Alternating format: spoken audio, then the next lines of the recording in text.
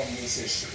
He's on his way out the door, so there is no repercussion to him from taking the initial stance that he took in the first place.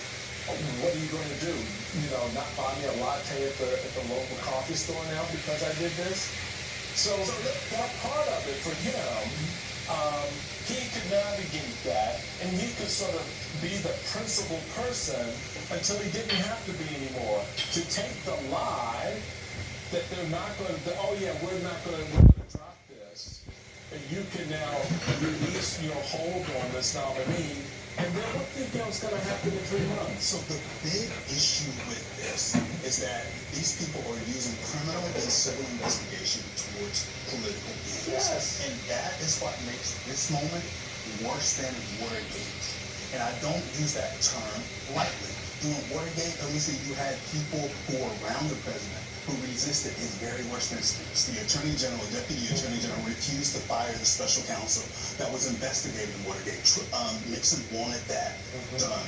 And then at the apex of the scandal, you had a bipartisan delegation of members of Congress who marched down to the White House and told him it was time to go. Right?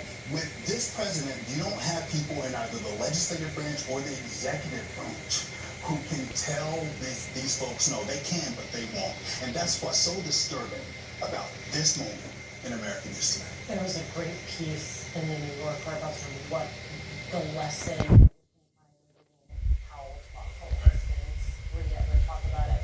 It's worth noting that the pushback against Trump rested on 2 things that are time-limited: Powell's leadership and Melissa's presence. When it comes to protecting the independence of the Fed for the rest of Trump's term, much will depend on the outcome of the midterms. And Marsh's willingness to stand up to a president who nominated him for a job he has long coveted and whose desire for rock-bottom interest rates, Marsh has cynically indulged. Because that's part of it. Marsh has made the reverse argument in the past. This is a person who is on record saying the best thing for the economy actually isn't to juice these interest rates. I also keep coming back to this point, Anthony Coley, about the fact that the Fed chair alone does not make this decision. It's a whole board. Yes. Right. So, Which Jerome Powell can choose to stay on.